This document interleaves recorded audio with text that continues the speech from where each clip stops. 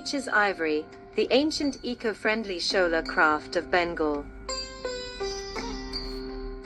Shola craft is a very ancient art form.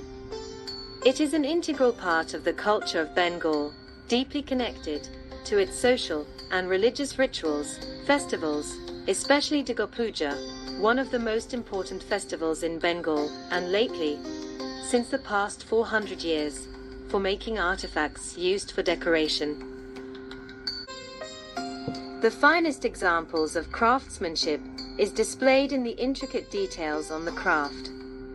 It is believed that, since the 11th century, the craft existed in the ancient temples of eastern India, adorning the idols with Shola garlands.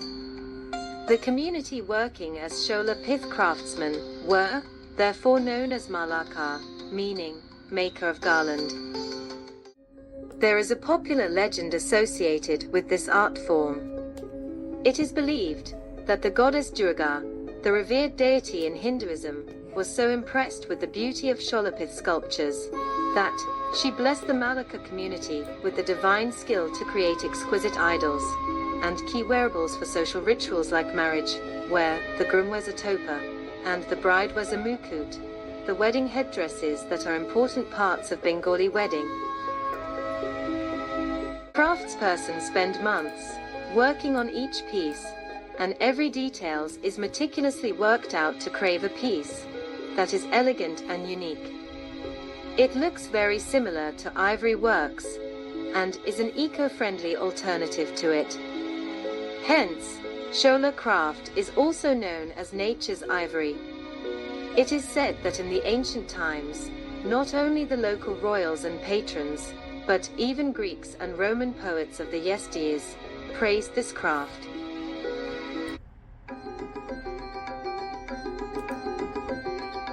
The plant grows and thrives in the marshy wetland regions of West Bengal, Odisha, and Assam in the eastern parts of India, and in the neighboring country of Bangladesh.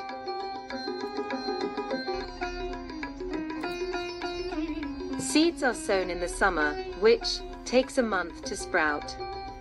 Nearly after 2 months from the time the sprouts are out, in the monsoon season, these seeds turn into saplings. The saplings are then shifted to low-lying wetlands for full blooming, which takes around 2 to 3 months to grow full size. During the autumn months, the grown-up plants are cut and sun-dried for 2 to 3 days.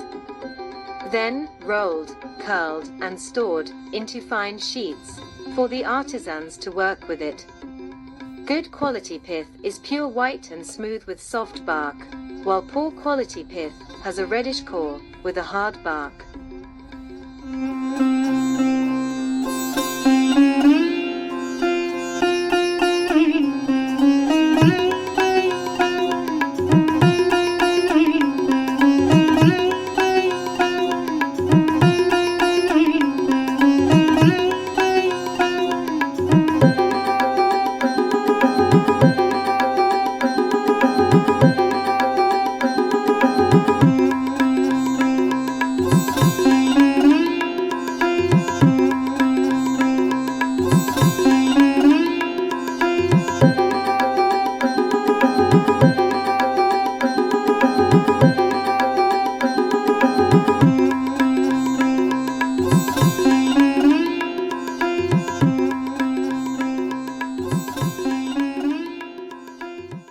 With the gloss and glitz of modernization, this historically and culturally significant art form is gradually losing its value. Artisans face many challenges that range from economic pressure, shortage of patrons, to the modernization-driven effect of decreasing wetlands, where the raw material used in this traditional craft is grown. Shola craft is an effort-intensive cottage industry. In the state of West Bengal in India, it is spread across many districts, including Murshidabad, Burdwan, Birbhum, Nadia, Malda, Hooghly and South 24 Parganas. Each region may have its own unique styles and specialties within the broader Shola craft tradition.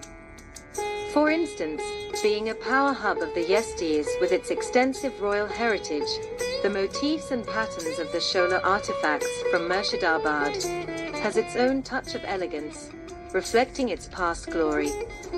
The artisans from Murshidabad used to make commissioned work for the Nawabs or royals in the Mughal and British era, previously with ivory.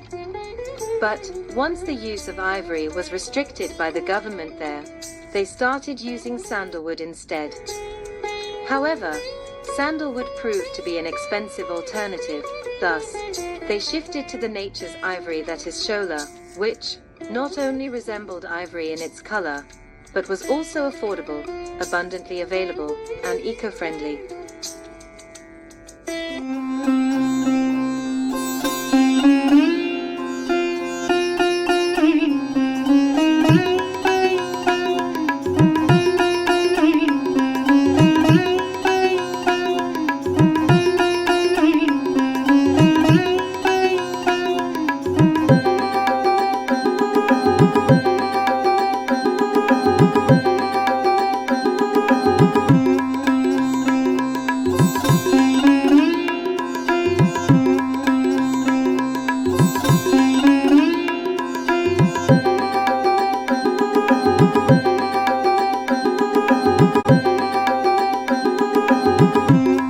Visit our unique Indian art gallery in Sydney, Australia, Maya Emporium, to take a glimpse at these handcrafted, eco-friendly, timeless treasures. The art form currently being practiced by about 5,000 artisans that helps to transport one of the glorious artistries of historical times.